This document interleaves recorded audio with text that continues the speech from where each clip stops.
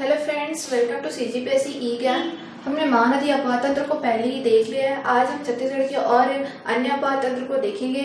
छत्तीसगढ़ के जो नदी अपवाह तंत्र है उसको 4 भागों में बांटा गया है। पहला महानदी अपवाह तंत्र जो मध्य का हिस्सा को कवर करता है, और उसके बाद ऊपर की ओर देखते हैं, अगर उत्तर के एरिया में देखते हैं तो इस वाले क्षेत्र में आपको सोन या गंगा नदी अपवाह तंत्र मिलता है। नीचे के क्षेत्र में अगर देखते हैं तो यहाँ पर दंडकारण्य जो क्षेत्र है वहां पर बहने वाली सभी नदियां जो है गोदावरी नदी में मिल जाती है, तो गोदावरी नदी अपवाह तंत्र। और उसके अलावा नर्मदा नदी अपवाह तंत्र भी है, जो कवर्धा और राजनांदगांव के बीच की जो कुछ नदियां जो है वो नर्मदा नदी में जाकर के मिल जाती है, वो नर्मदा नदी अपवाह तंत्र में सम्मिलित है। जो गोदावरी नदी अपवाह तंत्र है वो 28% का क्षेत्र कवर करता है। छत्तीसगढ़ का सोन नदी अपवाह तंत्र 13 से 15% का क्षेत्र कवर करता है, और नर्मदा नदी जो अपवाह तंत्र है वो 1% का क्षेत्र कवर करता है। साथ हम छत्तीसगढ़ में नदियों पर कितने बांध या कितनी नदी घाटी परियोजनाएं बनाई गई है, कौन कौन से झरने हैं, किन किन जिलों में इसी तरह, वो सभी हम देखेंगे। और साथ ही साथ सिंचाई का भी सेक्शन देख लेंगे जो पेपर के पॉइंट ऑफ व्यू से बहुत इंपॉर्टेंट है। साथ ही साथ इनसे रिलेटेड जो योजनाएं हैं छत्तीसगढ़ सरकार के द्वारा शुरू की गई है उसको भी आज हम एक नजर में देख लेंगे। तो सबसे पहले हम स्टार्ट करते हैं गोदावरी नदी अपवाह तंत्र। गोदावरी नदी का जो अपवाह तंत्र है, सबसे पहले ये याद रखिए कि 28% का क्षेत्र ये कवर करता है। ठीक है, ये सिर्फ दंडकारण्य का क्षेत्र है उसी को ही कवर करता है। ठीक है, तो गोदावरी नदी जो है वो उसकी 2 मुख्य सहायक नदी है जो छत्तीसगढ़ से होकर के बहती है। ये छत्तीसगढ़ से मतलब निकली हुई है कुछ। ठीक है, तो पहला आता है आपका इंद्रावती नदी, और दूसरा आता है आपका शबरी नदी। सबसे पहले हम देखेंगे इंद्रावती नदी और उसकी सहायक नदियों के बारे में। तो सबसे पहले देखते हैं इंद्रावती नदी। इंद्रावती नदी जो है वो छत्तीसगढ़ में बहने वाली तीसरी सबसे बड़ी नदी है। इसकी जो लंबाई है 264 किलोमीटर है। ठीक है, इंद्रावती नदी को बस्तर की जीवन रेखा कहते हैं। ये बस्तर संभाग में आने वाले 3-4 जिलों से होकर के बहती है। इंद्रावती नदी का जो उद्गम है वो कालाहांडी, यहाँ पर इस वाले एरिया में आता है। उड़ीसा राज्य में स्थित कालाहांडी नामक जो स्थान है वहां पर एक मुंगेर पर्वत है, वहां से हुआ है इस नदी का उद्गम। ये नदी सबसे पहले बस्तर क्षेत्र में प्रवेश करती है, फिर दंतेवाड़ा, फिर नारायणपुर, बीजापुर होते हुए इस तरीके से यहाँ पर बहने वाली जो गोदावरी नदी है उसमें जाकर के मिल जाती है। इंद्रावती नदी को बस्तर की जीवन रेखा कहते हैं। ठीक है, अब इसकी प्रमुख जो सहायक नदियां हैं वो देखते हैं।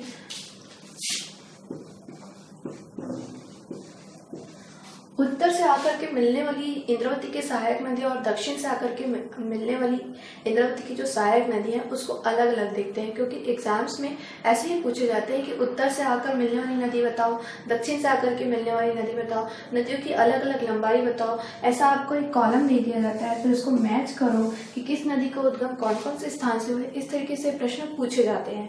ठीक है, तो सबसे पहले उत्तर से आकर मिलने वाली नदी जो है कोटरी नदी, निब्रा, गुड्रा, बोडिंग और नारंगी नदी। इसी तरीके से अगर दक्षिण से आकर मिलने वाली नदियों की बात करते हैं तो यहाँ पर आएगा तालपेरू, चिंतावागू, नंदीराज, डंकरी,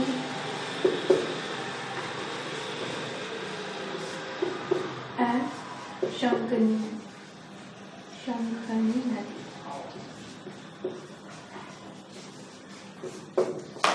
तो इस तरीके से इंद्रावती की सहायक नदियां इतनी सारी है। ठीक है, अब इनका एक एक करके उद्गम ही देख लेते हैं। कोटरी नदी जो है वो दुर्ग उच्च भूमि से निकलती है।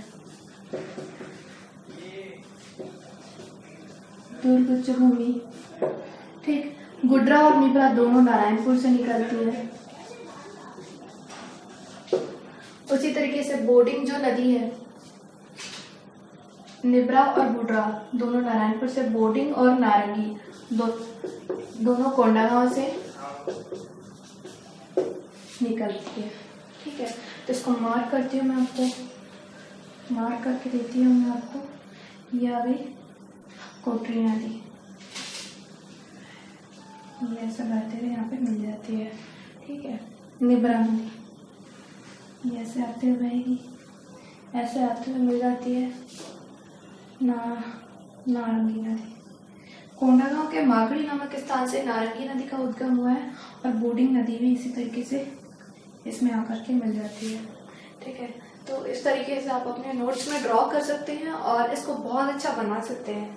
ठीक, अब देखते हैं तालपेरू नदी। तालपेरू नदी का जो उद्गम है दंतेवाड़ा क्षेत्र से हुआ है। चिंतावागू का जो उद्गम है बैलाडीला की पहाड़ी से हुआ है। नंदीराज जो है उसका उद्गम नंदीराज की पहाड़ी या बैलाडीला की जो सबसे ऊंची चोटी है उस वाले क्षेत्र से नंदीराज जो नदी है उसका उद्गम हुआ है। डंकनी नदी का जो उद्गम है डोंगरी पहाड़ी, और शंकरी नदी का उद्गम जो है अगेन बैलाडीला की पहाड़ी से हुआ है। तो इसको भी हम एक बार ड्रॉ कर लेते हैं किस टाइप से हुआ है। ये यहाँ से ऐसे ये डंकनी नदी और ये रही शंकरी नदी। ठीक है, यहाँ से गया ये तालपेरू ना, और ये यहाँ से आकर के इस वाले एरिया में मिल जाएगा आपका चिंतावागू नदी। ठीक है, और यहाँ से नंदीराज नदी। ठीक है, तो इस तरीके से आपका इंद्रावती नदी का जो भी सेक्शन है वो कंप्लीट हो जाता है। अब इन्हीं नदियों पर आगे चल करके मतलब इन्हीं नदियों पर बहुत सारे झरने और बहुत सारी परियोजनाएं भी संचालित की जा रही है जो मैं आपको आगे पढ़ाऊंगी। इंद्रावती नदी जो है उसी पर ही छत्तीसगढ़ का जो सबसे बड़ा जो जलप्रपात कहा जाता है, जिसे चित्रकूट जलप्रपात कहा जाता है, भारत का जिसे न्याकरा कहा जाता है, वही बना हुआ है जो बस्तर जिले में स्थित है। इंद्रावती नदी जो है वो जब गोदावरी नदी से मिलती है तो वो भद्रकाली के पास जाकर के मिल जाती है। अब दूसरा हम देखते हैं शबरी नदी। शबरी नदी भी जो है वो छत्तीसगढ़ में बहुत महत्वपूर्ण स्थान रखती है, क्योंकि शबरी नदी पर ही छत्तीसगढ़ का एकमात्र मतलब बोलना चाहिए कि नौकायन की व्यवस्था है। वहाँ पे नौकायन के द्वारा दूसरे जिलों में जाया जा सकता है। एकमात्र वो एक ऐसा नदी है जहाँ पर ये सुविधा उपलब्ध है। जो शबरी नदी है वह भी बस्तर या दंडकारण्य का जो क्षेत्र है उसके लिए बहुत अधिक महत्वपूर्ण है। ठीक है, तो शबरी नदी जो है वो भी गोदावरी नदी में जाकर के आगे मिल जाती है। शबरी नदी का जो उद्गम है बैलाडीला की पहाड़ी से हुआ है। ये इस तरीके से यहाँ से बहते हुए आगे चल करके गोदावरी नदी में जाकर के मिल जाती है।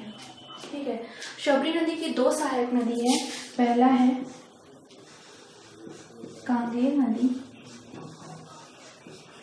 और दूसरा है मालेगार नदी। कांगेर नदी जो है वो मुख्य रूप से बस्तर जिले में बहती है। कांगेर नदी पर ही मतलब कांगेर नदी के चारों ओर ही कांगेर राष्ट्रीय उद्यान की स्थापना की गई है। भैंसादरा नामक स्थान भी इसी के पास में ही स्थित है। ठीक है, तो ये एक अच्छा एक हमें मतलब एक टॉपिक मिला हुआ है, जैसे कांगेर घाटी में ही जो राज्य का जो मतलब पक्षी है, मतलब प्रमुख पक्षी, राजकीय पक्षी पहाड़ी मैना, उसको संरक्षित किया गया है।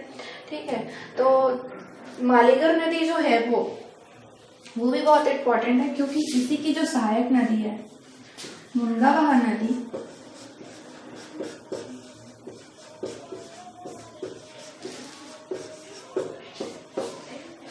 इसी पर ही छत्तीसगढ़ का सबसे महत्वपूर्ण जो एक जलप्रपात है, जिसे बोलते हैं तीरथगढ़ जलप्रपात, जो छत्तीसगढ़ का सबसे चौड़ा जलप्रपात है, वह स्थित है। ठीक है, तो ये भी पेपर के पॉइंट ऑफ व्यू से बहुत इंपॉर्टेंट है। कई बार एग्जाम में पूछा जा चुका है कि चित्रकूट और जो तीरथगढ़ जलप्रपात किन किन नदियों में स्थित है। तो ये तो आपका हो गया कि मतलब ये गोदावरी नदी अपार तंत्र में जो प्रमुख नदियां थी। अगला हम देखते हैं सोनिया गंगा नदी अपार तंत्र। सोनिया गंगा नदी अपार तंत्र जो है वो छत्तीसगढ़ का 13 से 15% का जो क्षेत्र है वो कवर करता है।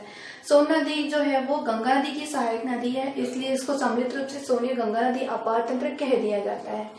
यह जो नदी है वो मुख्य रूप से उत्तर के क्षेत्र में बहती है। ये जो छत्तीसगढ़ का जो उत्तरी क्षेत्र है वहां पर बहती है। ठीक है, छत्तीसगढ़ की कुछ नदियां इसमें जाकर के सम्मिलित हो जाती हैं और आगे इन पर बड़े बड़े बांध परियोजनाएं भी निर्माणाधीन है। जैसे कि कोरिया जिले में बहने वाली जो बनास नदी है और कोरिया जिले में बहने वाली जो गोपत नदी है, ये दोनों जो है वो सोनगंगा नदी अपार तंत्र का एक हिस्सा है। जो छत्तीसगढ़ का जो बखोना चोटी है, छत्तीसगढ़ का जो छुरी मातेरेंगा जो पहाड़ी है, जो मुख्य रूप से कोरबा, रायगढ़, सरगुजा जिले में इस तरीके से फैला हुआ है, वहां से रिहन नदी का उद्गम होता है। ठीक है, रिहन नदी की जो लंबाई है 115 किलोमीटर है। रिहन नदी पर ही आगे चल करके, मतलब छत्तीसगढ़ में नहीं है, रिहन नदी पर आगे चल करके उत्तर प्रदेश में रिहन बांध का निर्माण किया जा रहा है। उसी को ध्यान में रखते हुए छत्तीसगढ़ सरकार ने अभी इन दोनों के जल के वितरण के लिए कमेटी का भी निर्माण किया है। मतलब कमेटी का निर्माण नहीं किया है, वह भी एक जो परियोजना है वो थोड़ा सा विवादित परियोजना में शामिल हो गया है। ठीक है, अगला है आपका कन्हार नदी। कन्हार नदी भी जो है वो सोन नदी की एक प्रमुख सहायक नदी है। कन्हार नदी का उद्गम जो है वो जशपुर जिले के बखोना चोटी से हुआ है। बखोना चोटी बना सकते हैं।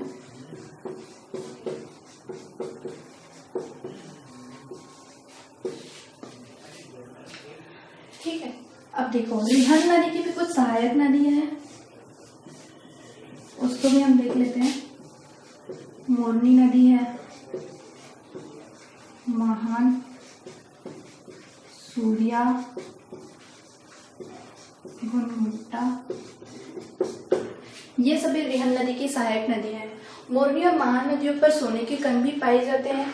सूर्या और गुणगुट्टा नदी जो है, इन दोनों पर अभी कुछ मतलब बांध जो परियोजना है वो यहाँ पर निर्माणाधीन है। ठीक है, तो अब अगला देखते हैं कन्हार नदी। कन्हार नदी की भी कुछ सहायक नदियां हैं, उसको भी देख लेते हैं। इसका है सिंदूर नदी, गलफुला, पिंगन, ये सभी जो नदियां हैं वो कन्हार नदी की सहायक नदी है। जैसे सिंदूर लगाते हैं यहाँ पर सर पे, तो कई बार स्वेलिंग आ जाता है, तो उससे रिलेट करके भी याद कर सकते हो आपके सिंदूर, गलफुला, फिर पिंगन, तो आपको ऐसे ही याद हो जाएगा। छत्तीसगढ़ की जितनी भी नदियां हैं उसको अगर आप 3 से 4 बार भी पढ़ते हो और उसके ऑर्डर को एक सीरीज में अगर आप जमा लेते हो, तो आपको सारी नदियां और उसकी जितनी भी सहायक नदियां हैं, जितनी भी परियोजना उस पर संचालित है और कौन कौन से जिलों में है, यह अच्छे से याद हो जाएगा। जितनी भी अभी छत्तीसगढ़ में पहले बहुत ज्यादा क्वेश्चन पूछा जाता था नदियों के ऊपर, लेकिन अभी प्रेजेंट में जितनी भी नदियां हैं उन पर जो परियोजना संचालित है उसका एरिया, मतलब वो कौन कौन से क्षेत्र को ज्यादा सिंचित करता है और कौन कौन से क्षेत्र में यूज होता है।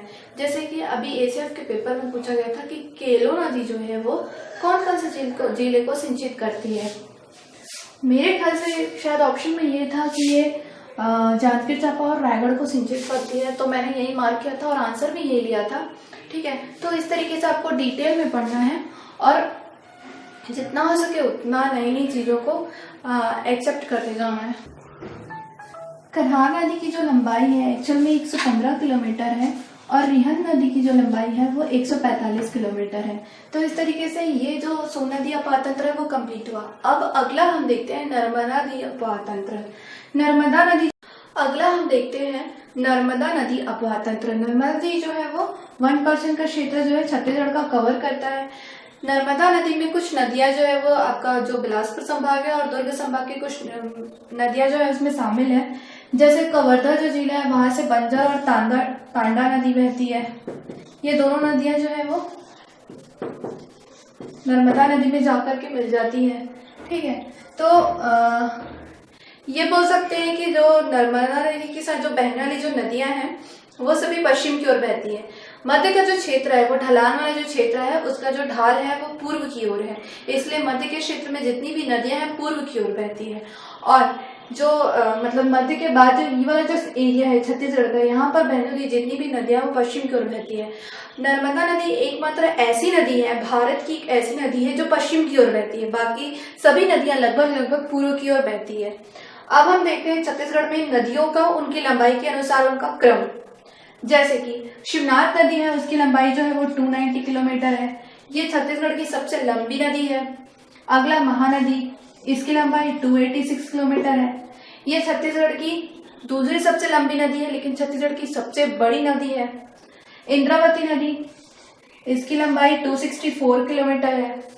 इंद्रावती नदी को बस्तर की जीवन रेखा कहते हैं। हसदेव नदी है, इसकी लंबाई 176 किलोमीटर है। इसी तरीके से शबरी नदी की लंबाई 173 किलोमीटर है। मांड नदी की जो लंबाई है 155 किलोमीटर है। मांड नदी सरगुजा जिले से निकली है, इधर ऐसा बहती है रायगढ़ में बहते हुए, फिर मतलब रायगढ़ में बहती है, उसके बाद यहाँ पर आ जाती है महासमुंद में, थोड़ा सा क्षेत्र से कवर करती है हल्का सा, उसके बाद फिर आगे जाकर के ये महानदी में मिल जाती है। तो इसकी लंबाई जो है 155 किलोमीटर है। रिहन की 145 किलोमीटर है। कोटरी नदी या लीलागर नदी, कोटरी नदी जो है वो परलकोट नदी के नाम से भी जानी जाती है। यहाँ से मोलामानपुर तहसील से दुर्ग उच्च भूमि से होते हुए बहती है ऐसे ऐसे, और जाकर के फिर ये गोदावरी नदी में मिल जाती है। पहले इंद्रावती में मिलती है, फिर गोदावरी नदी में जाकर के मिल जाती है। तो इसका एक उपनाम बोलो तो परलकोट। परलकोट स्थान जो है वो छत्तीसगढ़ में बहुत फेमस है, क्योंकि परलकोट के जमींदार गेल सिंह ने इसी स्थान से विद्रोह किया था। तो इसको हम हिस्ट्री के सेक्शन में कवर करेंगे। लीलागर नदी, कोटरी नदी, दोनों की लंबाई जो है वो 135 किलोमीटर है। मनियारी नदी, जिसका उद्गम जो है वो मुंगेली जिले से हुआ है, उसकी लंबाई 134 किलोमीटर है। कन्नार नदी की लंबाई 115 किलोमीटर है। अरपा नदी की लंबाई 100 किलोमीटर है। बिलासपुर जिला, हमारा जो उच्च न्यायालय बिलासपुर में स्थित है, वो जिला जो है वो अरपा नदी के किनारे बसा हुआ है। पैरी नदी की जो लंबाई है 90 किलोमीटर है। ईव नदी की लंबाई जो है वो 87 किलोमीटर है। ठीक। खारून नदी की जो लंबाई 84 किलोमीटर, तांदुला नदी की जो लंबाई 66 और हाप नदी की लंबाई 44 किलोमीटर है। इस तरीके से अभी तक हमें जो भी नदियां और जिनकी भी लंबाई प्राप्त हुई है, आज मैंने आपको यहाँ पर बता दिया है। ये पेपर के पॉइंट ऑफ व्यू से बहुत ज्यादा इंपॉर्टेंट है, क्योंकि मैंने बताया कि मैच द कॉलम्स में क्वेश्चंस पूछे जाते हैं। आपकी इस तरफ नदी दे देगा, उस तरफ लंबाई दे देगा, उनकी दिशाओं को पूछा जाता है और उनको मैच करने का पूछा जाता है। ठीक है। अच्छा, यहाँ पर एक और इम्पोर्टेंट टॉपिक है, जैसे कि छत्तीसगढ़ में कौन कौन सा जिला किस किस नदी के किनारे बसा हुआ है, ऐसा भी क्वेश्चन पूछा जा चुका है। ठीक, तो वो थोड़ा सा देखते हैं।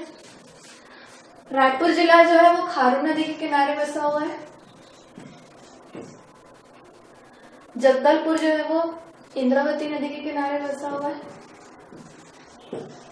दुर्ग में आ जाएगा शिवनाथ, राजनांदगांव भी शिवनाथ। शिवनाथ नदी जो है वो महानदी की सबसे लंबी सबसे बड़ी सहायक नदी है। बिलासपुर आ जाएगा आपका हरप्पा नदी के किनारे बसा हुआ है। चांपा हसदेव नदी, हसदेव नदी का उद्गम जो है वो कोरिया जिले से हुआ है। ठीक है। इसी पर मिनी माता हसदेव बांध बनाया गया है। कोरबा जिला भी हसदेव नदी के किनारे बसा हुआ है। रायगढ़ जो है वो केलो नदी के किनारे बसा हुआ है।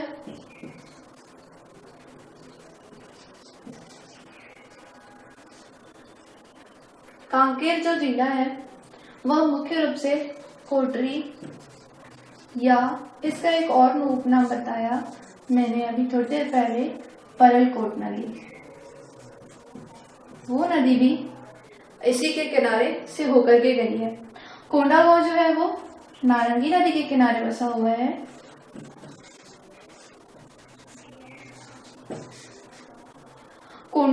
कोंटा जो है वो सुकमा जिले में आता है। सुकमा जिले का एक तहसील है कोंटा। ये शबरी नदी के किनारे बसा हुआ है।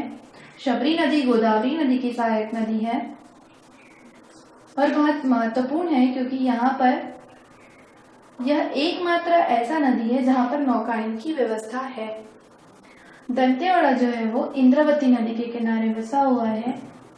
बारसूर जिला, बारसूर तहसील जो दंतेवाड़ा में है, मध्य में है, इस पॉइंट पर यहाँ पर ही बोधघाट परियोजना का निर्माण किया जा रहा है इंद्रावती नदी के ऊपर। तो ये हो गया कौन कौन सी नदियाँ। अच्छा, इसके अलावा महानदी कौन कौन से मतलब स्थानों से होकर के गुजरी है, या कौन कौन से स्थान महानदी के तट पर स्थित है, सबसे पहले पॉइंट करते हैं हम गरियाबंद जिला का राजिम, ठीक है। महासमुंद में चले गए तो सिरपुर, और अगर जांजगीर चांपा में चले जाते हो तो आ जाएगा शिवरी नारायण।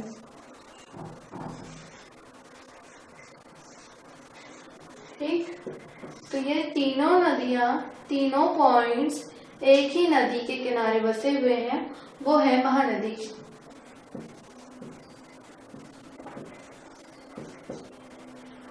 ठीक है, तो इस तरीके का क्वेश्चन भी पूछा जाता है कि कौन कौन सी नदियां जो है वो किन किन मतलब शहरों के किनारे से होकर के गई है, कौन कौन से शहर जो है उसके किनारे बसे हुए हैं। छत्तीसगढ़ के प्रमुख जलप्रपात कुछ इस प्रकार है। इसको याद रखने के लिए हम संभाग के अनुसार इसको पढ़ते हैं। सबसे पहले हम चलते हैं सरगुजा संभाग। सरगुजा संभाग में कोरिया जिले से हसदेव नदी का उद्गम हुआ है, वहां पर बनास नदी बहती है। हसदेव नदी पर अमृतधारा और गवर घाट दो जलप्रपात का निर्माण हुआ है, और रामदरहा जो जलप्रपात है वो बनास नदी के ऊपर निर्मित है। अकूरी नाला जो मतलब जलप्रपात है वो अकूरी नाला पर ही स्थित है। इसी प्रकार अगर हम इसको छोड़ते हैं, सरगुजा में चलते हैं, तो सरगुजा में माण नदी पर सरभंजा जलप्रपात का निर्माण हुआ है, पवई नदी पर पवई जलप्रपात का, और रेई नदी पर रक्सगंडा जलप्रपात का निर्माण हुआ है। ये तीनों जो है वो सरगुजा जिले में स्थित है। कई बार प्रश्न में ये भी पूछा जाता है कि जैसे किसी का भी नाम उठा करके दे दिया जाएगा, सरभंजा, जैसे सरभंजा जो जलप्रपात है वो कौन सी जिले में स्थित है, कौन सी नदी पर स्थित है, इस तरीके के भी प्रश्न पूछे जाते हैं पेपर में। कोटली जलप्रपात जो है वो कन्हार नदी पर बना हुआ है। नेम से ही इजी है याद करना इसको, जैसे कोटली है तो कन्हार ऐसा करके। इस एरिया में वैसे भी हम जानते हैं कि मुख्य रूप से कन्हार नदी का ही कन्हार बेसिन का एरिया है, तो कोटली कन्हार ऐसा करके याद कर सकते हो। जशपुर जिले में राजपुरी, रानीदा, खोड़िया रानी और दमेरा जलप्रपात स्थित है। रायगढ़ जिले में रामजमना जलप्रपात है। महासमुंद जिले में सात धारा जलप्रपात है। गरियाबंद में चले जाओगे तो यहाँ पे गोदना जलप्रपात है, बहुत सुंदर है गोदना जलप्रपात। ठीक है, यहाँ पर एक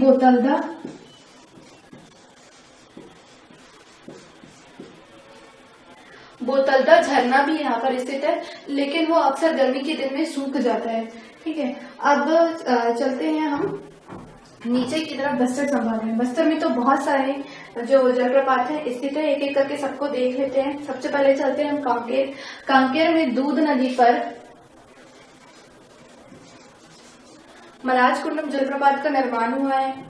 कांकेर जिले में चर्रेमर्रे जलप्रपात का निर्माण जोगी नदी पर बना है।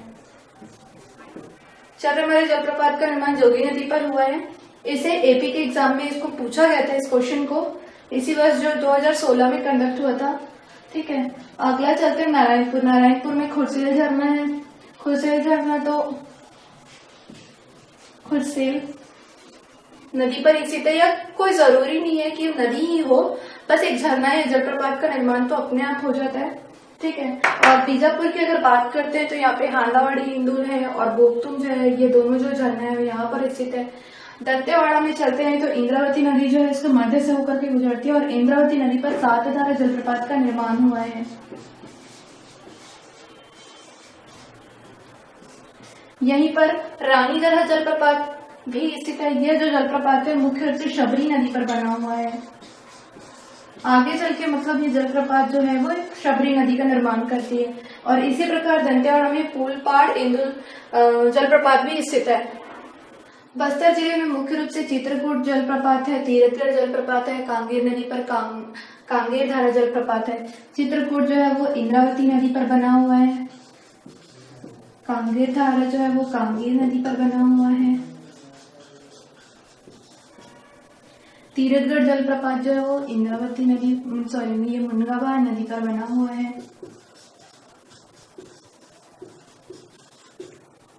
मड़वा जलप्रपात जो है वो तोकापाल पर बना हुआ है। वैसे ही चित्रधारा और ताम्रधुमर दो जलप्रपात है, ये ताम्रधुमर पर ही बने हुए हैं।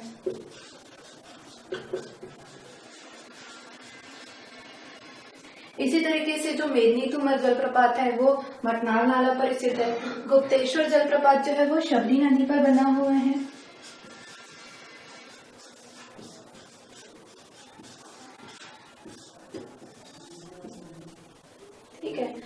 ये तो हो गए आपके पूरे जलप्रपात, और इसको इसी तरीके से याद करिए और अपने एक कॉपी बना करके उसमें मैप स्टिक कर दीजिए और बस उसको ऐसे करके लिखिए। आपको 1 सेकंड भी नहीं लगेगा, या वीडियो को ही एक बार सुन लीजिए, आपको 1 सेकंड भी नहीं लगेगा और आप पूरा सारा जो चीज है आपको एकदम एक बार में ही याद हो जाएगा। नदियों की इतनी अधिकता की वजह से छत्तीसगढ़ में सिंचाई संभव हो पाया है। अधिकतर क्षेत्रों पर सिंचाई जो है वो नहरों के माध्यम से की जा रही है। तो अब हम छत्तीसगढ़ में सिंचाई की क्या स्थिति है वो देखते हैं। जब राज्य का निर्माण हुआ था तो उस समय छत्तीसगढ़ में सिंचाई का जो प्रतिशत था बहुत कम था, लेकिन वर्तमान में 2014-15 की स्थिति को अगर देखा जाए तो छत्तीसगढ़ में कुल सिंचित क्षेत्र का जो प्रतिशत है वो 34% है। और इसी प्रकार अगर इसको हेक्टेयर में, लाख हेक्टेयर क्षेत्र में देखा जाए तो वो है 19 लाख हेक्टेयर क्षेत्र, जो छत्तीसगढ़ में अभी एक प्रगति को दर्शाता है कि किस तरीके से यह जो कृषि प्रधान राज्य है वो प्रगति कर रहा है। अगर सिंचाई से संबंधित अनेक योजनाओं की बात करते हैं तो बहुत सारी जो योजनाएं हैं, मतलब अनेक बांध बनाए जा रहे हैं, एनीकटों का निर्माण किया जा रहा है, वृहद सिंचाई परियोजनाएं, लघु और मध्यम सिंचाई परियोजनाएं भी संचालित की जा रही है, जिसमें अगर इसको वर्गीकृत किया जाए तो वृहद, मध्यम, लघु और एनीकट में इस तरीके से अभी प्रपोज्ड डेटा दिया हुआ है। जैसे कि स्थापित जो वृहद सिंचाई परियोजना है वो 8 है और जिसमें से 4 जो है वो निर्माणाधीन है। इसी तरीके से मध्यम सिंचाई परियोजना जो है वो 35 है और निर्माणाधीन में इसमें भी 4 परियोजनाएं हैं। एनीकटों का निर्माण जैसे कि स्थापित जो है वो 520 है और जिसमें से 215 जो है वो निर्माणाधीन है। तो इस तरीके से अगर देखा जाए तो एक बहुत अच्छी स्थिति जो है वो छत्तीसगढ़ में देखने को मिलती है। सिंचाई को मतलब सिंचाई जो है वो मुख्य रूप से वर्षा के ऊपर आधारित है। यहाँ की जो कृषि है वो वर्षा के ऊपर डिपेंडेंट है और वर्षा जो है जलवायु के ऊपर डिपेंडेंट है। छत्तीसगढ़ का जो क्षेत्र है उसको 3 भागों में बांटा गया है और जलवायु के अनुसार इसको बांटा गया है और उसी के हिसाब से वहां पर सिंचाई की सुविधाएं उपलब्ध हो पा रही है। ये वाला जो चीज है मैंने कृषि में भी बहुत अच्छे से इंक्लूड करके बताया हुआ है। छत्तीसगढ़ का क्षेत्र उसको 3 भागों में बांटा गया है। तो ऊपर तरफ तो सरगुजा का क्षेत्र आ जाता है, ठीक है, ये वाला क्षेत्र आ जाता है। मध्य वाला जो क्षेत्र है उसमें कांकेर को भी कवर कर लेते हैं, पूरे बिलासपुर संभाग, रायपुर संभाग, दुर्ग संभाग और कांकेर भी कवर हो जाता है और एक दंडकारण्य का क्षेत्र है, ठीक है। इन तीनों क्षेत्रों में सिंचाई का जो मतलब देखने को मिलता है स्थिति जो है वो अलग अलग ही है। राज्य में सिंचाई साधन कितने हैं और उनका क्या क्या प्रतिशत है वो 2014-15 की स्थिति में एक बार देखते हैं। जैसे कि यहाँ मुख्य रूप से नहरों से सिंचाई की जाती है, वर्षा पर आधारित है, इसी वजह से नलकूप से, तालाब से, कुओं से सिंचाई की जाती है। नलकूप से सिंचाई जो है सर्वाधिक रूप से बिलासपुर में की जाती है। 64% क्षेत्र में नलकूप से ही सिंचाई की जाती है, नहर से ही सिंचाई की जाती है और नलकूप से 32% क्षेत्र में सिंचाई की जाती है और नलकूप से सिंचाई करने में जो रायगढ़ जिला है वो प्रथम है।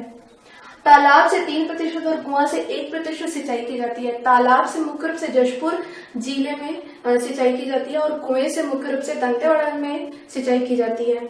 कई बार प्रश्न में पूछा जा चुका है कि छत्तीसगढ़ में सर्वाधिक सिंचित क्षेत्र कौन सा है। इसका आंसर है जांजगीर चांपा। जांजगीर चांपा जिला जो है वो सर्वाधिक सिंचित है। यहाँ पे मुख्य रूप से हासदा नदी बहती है, महानदी बहती है, बहुत सारी नदियां यहाँ पर बहती है और ये बहुत सिंचित क्षेत्र है, पठारी क्षेत्र है।